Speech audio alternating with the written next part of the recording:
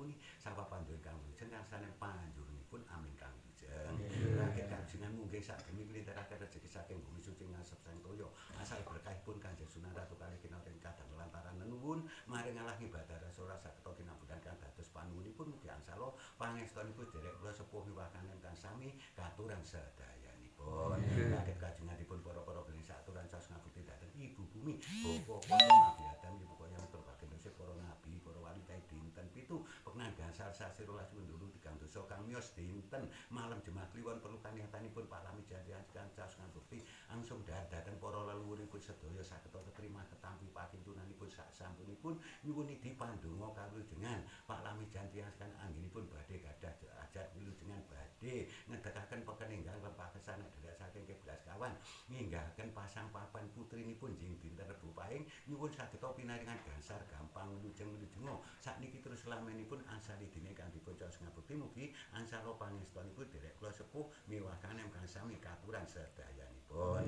Saturan caos ngabukti yang desa sebagian kang pasang tumbal tanah Pulau Jali kowe Kanjeng Sunan Kalijaga pramila sedaya dipun caos ngabukti nggih sunidi pandonga kalujengan Pak Lami janjian anggenipun caos ngabukti dhateng para leluhuripun sedaya di ing dinten malam Jumat kliwon saged ketrima ketampi pakintunanipun sak sampunipun nyuwuni dipandonga kawilujengan Pak Lami janjian anggenipun badhe ningkahaken putrinipun jing dinten Rebo Pahing nyuwun saged pinaringan gangsar gampang wilujenga sakniki terus selamanipun asali dine kang dipun caos ngabukti mugi angsala pangestunipun derek kula sepuh miwakanen sedayanipun. Saturan malih caos ngabukti dhateng para leluhuripun Pak Lami janjian sekalian leluhur saking jaler saking itu ledak pitutur leluhur ageng alih sopanem jaler ati kang timatan boten timatan kang wajib dipun mulih dipun petri sedaya dipun caos ngabukti nggih sunidi pandonga kalujengan Pak Lami janjian anggenipun badhe gadah ajat wilujengan jing dinten Rebo Pahing badhe ngedekaken pekeninggal lempah kesana dherek saking keblat kawan nginggahaken pasang papan putrinipun nyuwun saged pinaringan gangsar gampang wilujeng-wilujenga sakniki terus selamanipun asali dine ingkang dipun caos ngabukti mugi angsala pangestunipun derek kula sepuh miwakanen sedayanipun. Saturan malih caos ngabukti atas anak danyang ikal bakal bubak kerta tiasa-yasa desa Sukorejo danyang kemungkinani banjat karanganipun Pak Lami jamriki kamanggen kiblat kawan pramila sedaya dipun caos ngabukti nggih sunidi pandonga kawilujengan Pak Lami jan anggenipun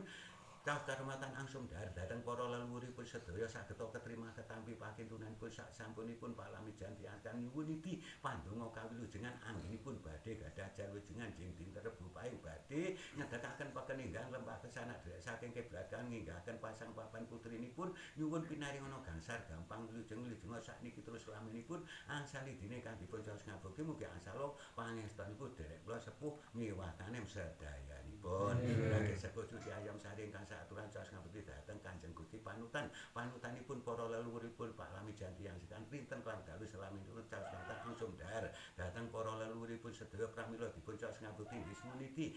caos ngabukti dhateng Kanjeng Nabi kita Muhammad ingkang jumlah rasul ngancakna sak garwa putra sekabehipun sekawan Abu Bakar Umar Utsman ngali gangsal kasah tur Dewi Pertiwi sami pramila sedaya dipun caos ngabukti nggih suniti pandonga kalujengan Pak Lami jan anggenipun caos kawetan langsung dhateng para leluhuripun sedaya saged ketrima ketampi pakintunanipun sak sampunipun Pak Lami janjian nyuwuni dipandonga kalujengan anggenipun badhe gadah jalujengan jing dinten Rebo Pahing badhe ngedekaken pekeninggal lempah kesana dherek saking kiblat kawan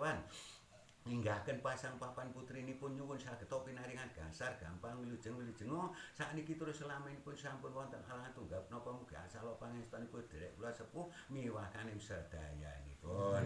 Seko Suci Ayam Sari ingkang saturan hajat kaniatanipun Pak Lami janjian kali ngintun sedekah pangrasa dhateng arwahipun mbok sapa mesti tok Mbok Ginem kleres dugi pengimut-imutipun saged ketrima ketampi pakintunanipun sak sampunipun mugi-mugi arwahipun Mbok Ginem dipun sudodosane tambahna ganjarane diaken umat Kanjeng Nabi Muhammad diparingana iman kang suci dipun tampi amalipun kang sae sak sampunipun ingkang mangka asmasulana pandonga kawilujengan dhateng Pak Lami jan sak keluarganipun anggenipun wiyosar wonten Dusun Sukorejo pinaringana rahayu wilujeng ayem tentrem gampang gasaripun nyambut damel sampun wonten alangan tunggap napa mugi angsala pangestunipun derek kula sepuh miwakanen sedayanipun. Rakyat Seko Suci Ayam Sari ingkang saturan hajat kaniatanipun Pak Lami janjian kang damel ngintun sedekah pangrasa dhateng arwahipun mbok sapa? Misinem. Mbok Misinem.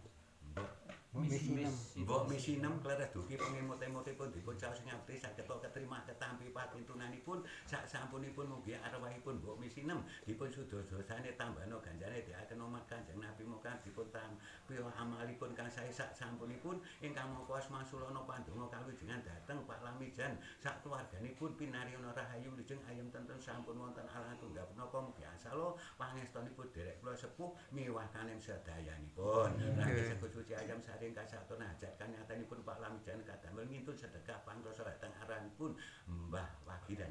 Mbah Wagidan kleres dugi pengemot-emotipun saged ketrima ketampi pakintunanipun sak sampunipun mugi-mugi arwahipun Mbah Wagidan dipun sudodosane tambano ganjarane diaken umat Kanjeng Nabi Muhammad paringana iman kang suci dipun tampi amalipun kang sae sak sampunipun ingkang mangka asmasulana pandonga kawijengan dhateng Pak Lamijan sak keluarganipun anggenipun tumitah wonten Janaya wonten dusun Sukorejo pinaringana rahayu lujeng ayem tentrem sampun wonten alang tunggal putra saeterus selamanipun mugi asalo pangestunipun derek kula sepuh miwah kanem sedayanipun.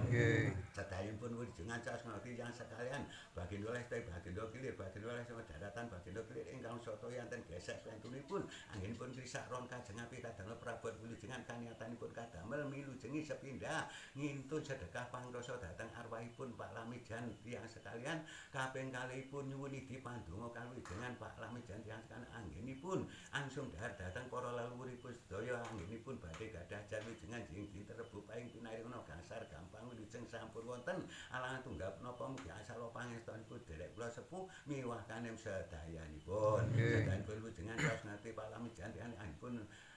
salu gegrian salebipun griya sanggihipun griya salebipun kikis sanggihipun kikis-kikisipun Pak Lamijan sak keluarganipun sedaya anggenipun nyambut damel rinten kang dalu selamanipun pramila dipun wilujengi pinaringana gangsar gampang wilujeng ayom tentrem jenengan Gusti kang mawas maringana rejeki ingkang agung cekapa kadamel napakai sak keluarganipun sedaya asalidine ingkang dipun caos ngabukti mugi asala pangestunipun derek kula sepuh miwah kanem sedayanipun. Sedayanipun wilujengan caos ngabukti dhateng pupitu damelane gaman wasni kalih kasar utawi halus kang kasar kadamel nyambut damel rinten kang dalu selamanipun ingkang alus suniti pandonga kawijengan Pak Lamijan tiyang sekan anggenipun sepindah